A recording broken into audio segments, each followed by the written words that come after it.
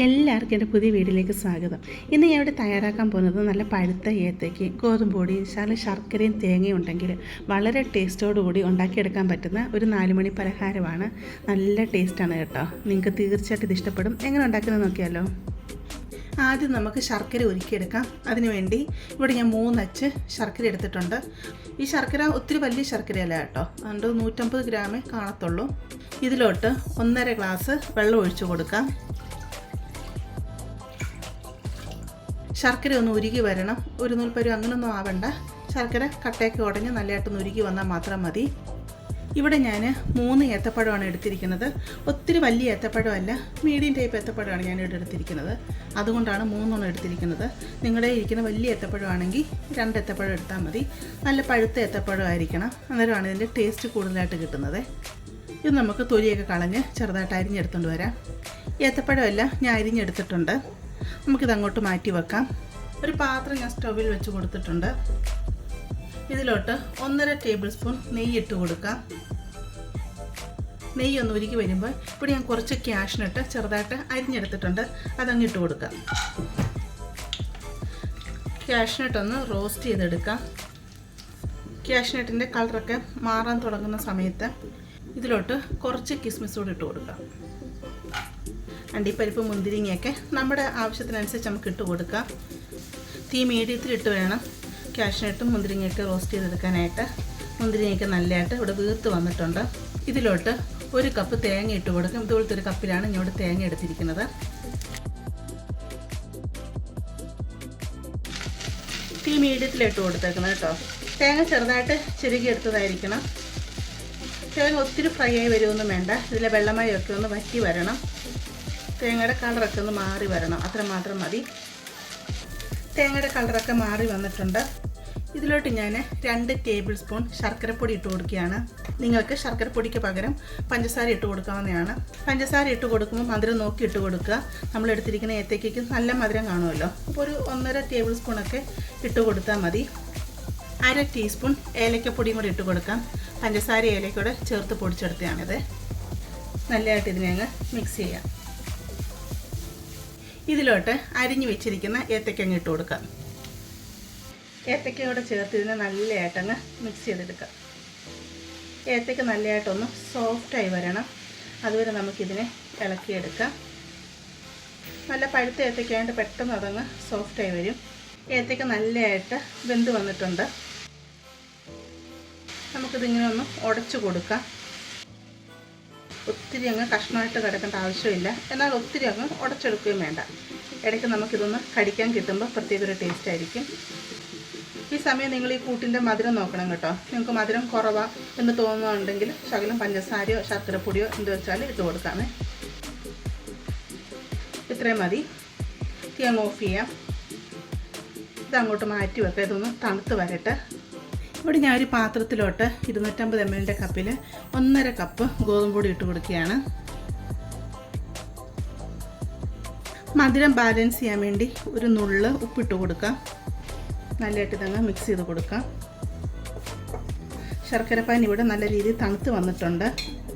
ശർക്കരപ്പാനി ഇതിലോട്ട് അരിച്ചങ്ങ് ഒഴിച്ചു കൊടുക്കാം. ആദ്യം കുറച്ച് ഒഴിച്ചു കൊടുത്ത് നമുക്കൊന്ന് മിക്സ് ചെയ്ത് നോക്കാം.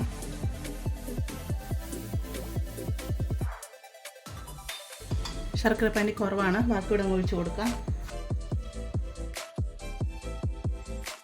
അതുപോലെ ഞാനൊരു കാര്യം പറഞ്ഞോട്ടെ. നിങ്ങൾക്ക് എൻ്റെ വീഡിയോസ് ഇഷ്ടപ്പെടുവാണെങ്കിൽ നിങ്ങൾ ചാനലൊന്ന് സബ്സ്ക്രൈബ് ചെയ്തൊന്ന് സപ്പോർട്ട് ചെയ്യണേ. നിങ്ങളുടെ സപ്പോർട്ടാണ് മുന്നോട്ട് പോകാനുള്ള ഞങ്ങളുടെ ഒരു ഊർജ്ജം കേട്ടോ. അതുപോലെ നിങ്ങൾ ഒന്ന് ലൈക്ക് ചെയ്യണം കേട്ടോ. അതുപോലെ നിങ്ങളുടെ ഫീഡ്ബാക്ക് എന്തുണ്ടെങ്കിലും അതെന്നെ അറിയിക്കാവുന്നതാണ്. ശർക്കരപ്പാനി മൊത്തം ഒഴിച്ചു കൊടുത്തിട്ടുണ്ട്. കട്ടകളൊന്നുമില്ലാതെ നല്ലതായിട്ട് നമുക്കിതിനെ മിക്സ് ചെയ്തെടുക്കാം. അപ്പോൾ നിങ്ങളുടെ കയ്യിൽ വിസ്കൊന്നും ഇല്ലയെന്നുണ്ടെങ്കിൽ മിക്സിയിലിട്ട് ഒന്ന് കറക്കിയെടുത്താൽ മതി കേട്ടോ. അപ്പോൾ നല്ലതായിട്ട് ഇതങ്ങ് മിക്സായി കിട്ടും. വിസ്ക് ഉണ്ടെങ്കിൽ ഇങ്ങനെ ജസ്റ്റ് മിക്സ് ചെയ്തെടുത്താൽ മതി.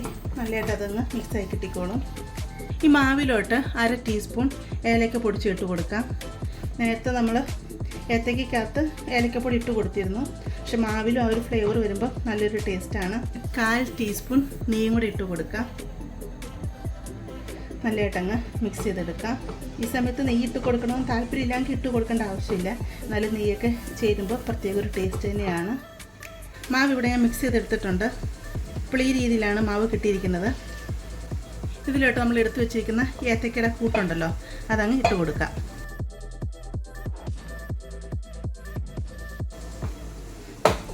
നല്ല രീതിയിൽ നമുക്കിതിനെ അങ്ങ് മിക്സ് ചെയ്യാം.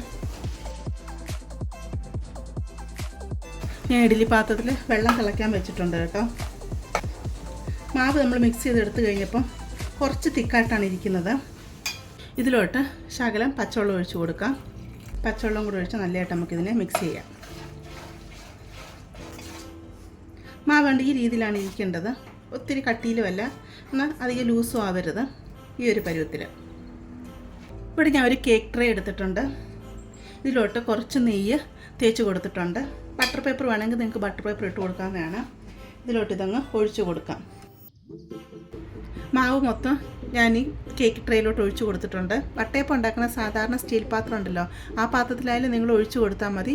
അതല്ല ഒരു പാത്രത്തിൽ പറ്റത്തില്ല എന്നുണ്ടെങ്കിൽ 2 ട്രിപ്പായിട്ട് നിങ്ങളിത് ഉണ്ടാക്കിയെടുത്താൽ മതി കേട്ടോ. ഇഡ്ഡലി പാത്രത്തിൽ ഞാൻ വെള്ളം വെച്ചിട്ടുണ്ടായിരുന്നു. കിഴുത്തട്ടിൻ്റെ മുകളിലോട്ട് ഇത് വെച്ച് കൊടുത്തിട്ടുണ്ട്. നമുക്ക് അടച്ച് കൊടുക്കാം. എന്നിട്ടൊരു 20 തൊട്ട് ഒരു 30 മിനിറ്റ് വരെ നമുക്കിതിനെ വേവിച്ചെടുക്കാം. ഏത്തപ്പഴം വെച്ചുള്ള വട്ടയപ്പം ഇവിടെ റെഡി ആയിട്ടുണ്ട്. ഞാൻ ഇതിവിടെ കുത്തി നോക്കിയിരുന്നു കേട്ടോ. മാവായിട്ടൊന്നും ഒട്ടി പിടിച്ചിട്ടില്ല. ഞാൻ ഒരു 40 മിനിറ്റോളം വെച്ചിരുന്നു കേട്ടോ. കാരണം എൻ്റെ ഉണ്ടായിരുന്ന മാവ് ഒറ്റ ട്രിപ്പിലല്ലേ ഞാൻ വെച്ചത്. അപ്പോൾ തിക്കായിട്ടാണ് ഇരിക്കുന്നത്, അതുകൊണ്ടാണ് അത്രയും സമയം വെച്ചത്. നിങ്ങൾ 2 ട്രിപ്പായിട്ടൊക്കെ വെക്കുവാണെങ്കിൽ ഒരു 15 മിനിറ്റ് കൊണ്ട് ഇതായി കിട്ടും. നമുക്കിത് തണുക്കാനായിട്ട് മാറ്റി വെക്കാം. ഇപ്പോഴേ ഇത് കട്ട് ചെയ്യരുത്, നമ്മൾ തണുത്ത് വരട്ടെ, എന്നിട്ട് മാത്രം നമുക്ക് കട്ട് ചെയ്യാം. തണുത്ത് വരുമ്പോൾ തന്നെ അവിടെ സൈഡിൽ നിന്ന് ഇതിങ്ങനെ ഇളകി വരും കേട്ടോ. അത് ഇളകി വരാൻ ബുദ്ധിമുട്ടാണെങ്കിൽ ഒരു പിച്ചാത്തി വെച്ച് ഇങ്ങനെ വിടിവിച്ച് കൊടുത്താൽ മതിയേ. ഞാൻ ഇത് പാത്രത്തിൽ നിന്ന് കമത്തിയിട്ട് കൊടുത്തിട്ടുണ്ട്. പാത്രത്തിലൊട്ട് ഒട്ടിപ്പിടിച്ചിട്ടൊന്നുമില്ല. ബട്ടർ പേപ്പറൊന്നും ഇട്ട് കൊടുക്കേണ്ട ഒരാവശ്യമില്ല. ഇപ്പോഴും അത്യാവശ്യം ചൂടുണ്ട്. കട്ട് ചെയ്ത് നോക്കാം.